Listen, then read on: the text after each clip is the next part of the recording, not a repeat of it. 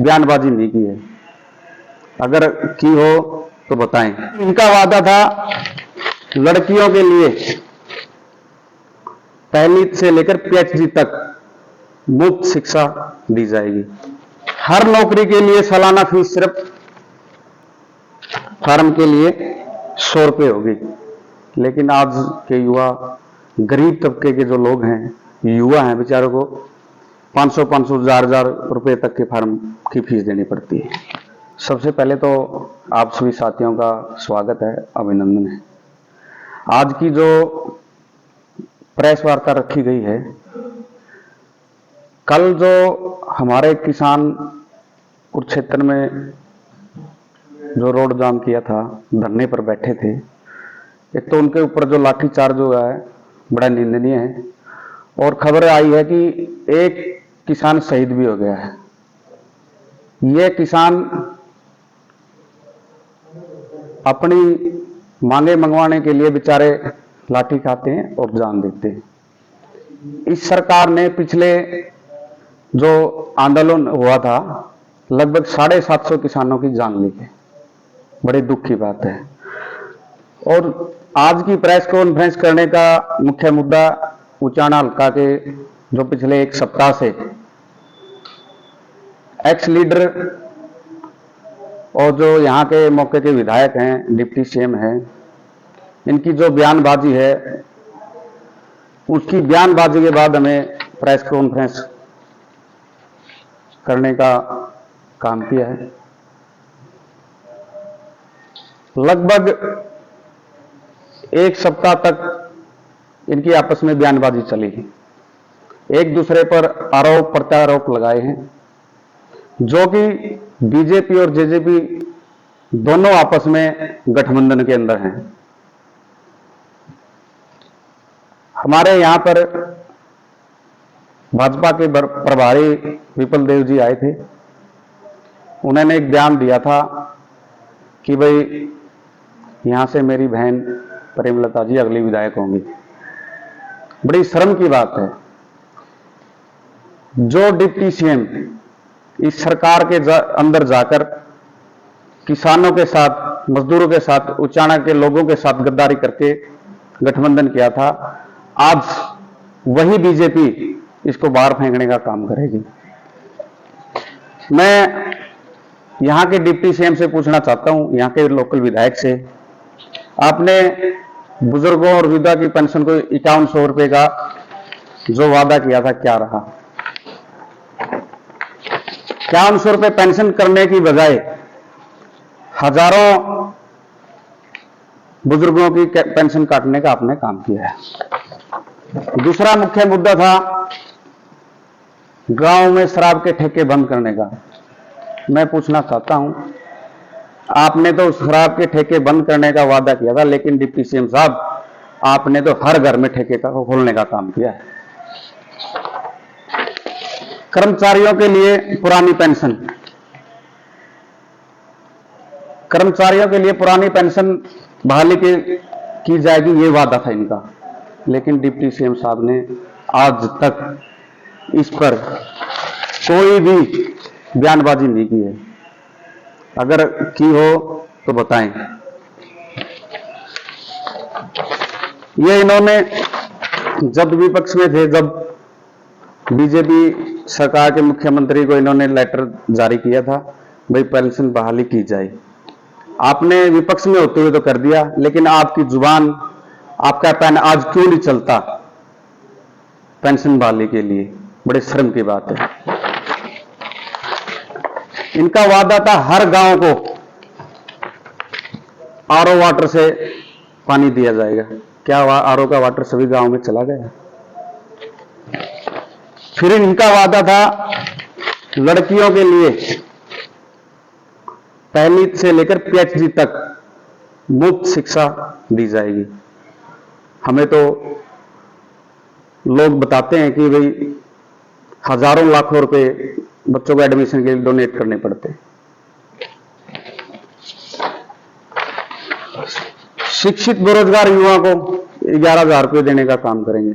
आज कोई, मेरे ख्याल से, मेरे को तो लगता नहीं मैं पूरे उचाना क्षेत्र में जींद में जाता हूं तो शिक्षित बेरोजगार युवा कोई ये नहीं कहता भी मेरे को 11,000 रुपये वेतन मिल रहा है।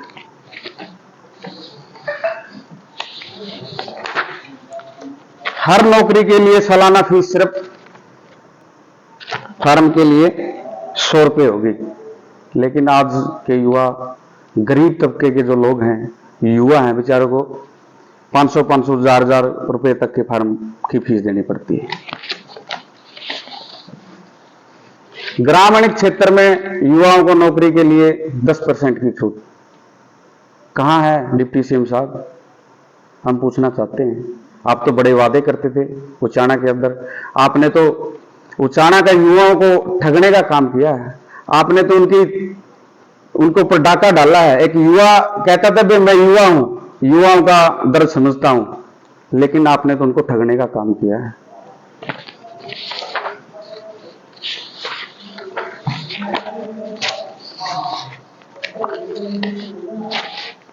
आज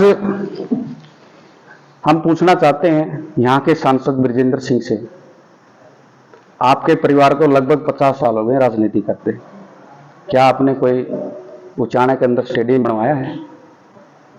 क्या आपने कोई बस स्टैंड बनवाया है? क्या आपने उचाना के अंदर कोई सेक्टर बनवाए हैं? बृजेंद्र सिंह से पूछना चाहता हूं कि आप सुख भोगने के लिए यहां आए थे या जनता की सेवा करने के लिए?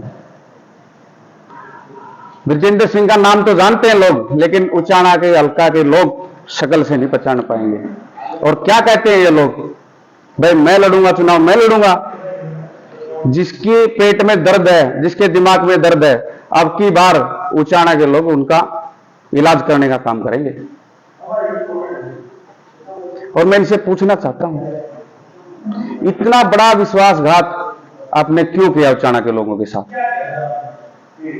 ये उचाना के लोग इतने भोले वाले हैं, अगर इनसे प्यार से कोई जान मांगे तो जान दे देंगे, लेकिन विधायक यहां से बनते हैं और विकास सरसा में होते हैं। विधायक यहां से बनते हैं, डिप्टी सीएम हल्का बनाता है और चौधर कोई बाहर का आगे करता है। क्या आपको उचाना हल्के के अंदर कोई युवा लड़का नहीं मिला? विश्वास के लायक पूरे उचाना में कोई नहीं मिला?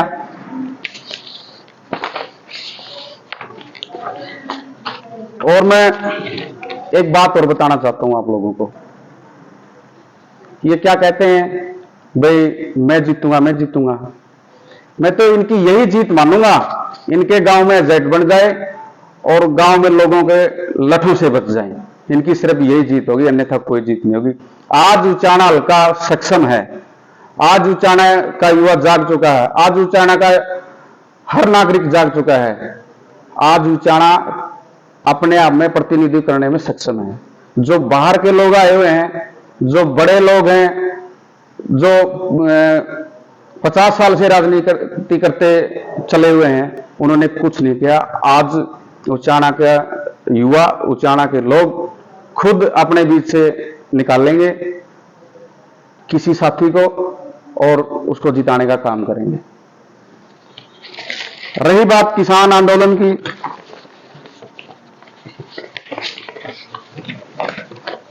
किसान आंदोलन के दौरान लगभग हमारे 750 किसान शहीद हुए थे। जेजेपी के राष्ट्रीय अध्यक्ष अजय सिंह चौटाला ने किसान आंदोलन को कैंसर की बीमारी जैसे शब्द से बोलने का काम किया था और कहा था ये आंदोलन बनाने के लिए बने हैं, वापस लेने के नहीं बने हैं। वो आंदोलन मैं कहना चाहता हूं डॉक्टर अजय सिंह चौटाला से वापस भी हुए। और आपका पहलवानों के मामले में क्या स्टैंड है? पहलवान के बारे में अगर आप ये कहते हैं हम साथ हैं, तो फिर जंतर मंतर पे क्यों नहीं जाते? आप जंतर मंतर पे जाइए।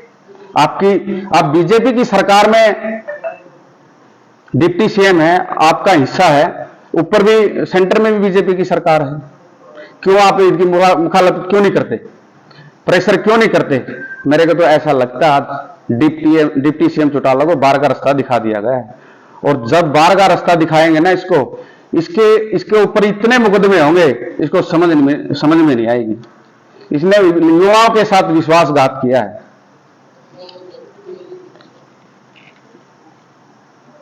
उचाना की बात करें, आप भी उचाना का जिक्र बार बार, जी जी, लेकिन कांग्रेस पार्टी का 10 साल राज कर चुकी है, उसने उचाना के लिए क्या किया था? उचाना, मैं ये बताना चाहता हूं, कांग्रेस पार्टी में भी वही 50 साल जो पुराने घराने थे वही बैठे थे। आप उनसे क्वेश्चन कीजिए आपने क्या किया।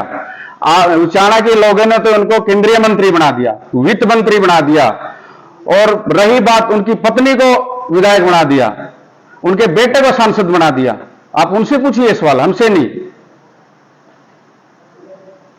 कर्नाटक में आप लोग चुनाव जीत चुके हैं, तो क्या लगता है, देखिए उससे कोई माहौल में? बिल्कुल बिल्कुल, पूरे हिंदुस्तान की जनता जाग चुकी है, उनको पता चल गया है कि ये बीजेपी की सरकार है, लोगों को गुमराह करती है, बेरोजगार लाती है और देश में दंगे प्रसाद कराने का काम करती है। कांग्रेस पार्टी की ऐसी सरकार है, कांग्रेस पार्टी के ऐसे लोग हैं कि भी जो देश को खुशहाली से जीने का काम करते हैं। को लेकर कांग्रेस पार्टी मैदान में उतरेगी। देखिए आज ये बताइए आप, मुद्दा क्या नहीं है? मुद्दे ही मुद्दे हैं, बेरोजगारी है, भाई शिक्षा है, रोजगार है, स्वास्थ्य है, महंगाई है, भाई महिलाओं की सुरक्षा है। कहां सुरक्षा है? कर्नाटक की बात की जाए तो कर्नाटक आप बिजली फ्री, पानी फ्री देने के नाम पे वोट मांगे कांग्रेस पार्टी ने और जीत भी गई है, लेकिन इस वक्त राजस्थान में आपकी सरकार है, वहां पर तो बिजली फ्री नहीं। देखिए बिजली फ्री भी कर दी है, 500 रुपए सिलेंडर कर दिया है राजस्थान की। फ्री नहीं है बात, सिलेंडर 500 रुपए, 100 यूनिट और 500 रुपए का सिलेंडर कर दिया है। आप राजस्थान या कर्नाटक मत जाइए, हम उचाना के अंदर बैठे। आप उचाना के नेता हैं, जो मौजूदा सांसद भी यहीं से हैं और विधायक और डिप्टी सीएम, उनके बारे में पूछिए। अच्छा, कांग्रेस की बात करें तो यूथ किस तरीके से और मजबूत कर पाओगे? देखिए आज का युवा जाग चुका है, हम लगातार युवाओं के संपर्क में हैं और जल्द से जल्द युवा अपनी उंकार उचाना और जींद के अंदर भरेगा। अच्छा, कल की बात करें तो 8 तारीख को आप आ रही हरियाणा में, रोड शो होगा अरविंद केजरीवाल का। देखिए सवाल आपका अच्छा है। केजरीवाल जी वैसे तो कहते हैं मैं हरियाणा से हूं, उनकी सरकार लगभग दूसरी तीसरी योजना होगी अब की बार।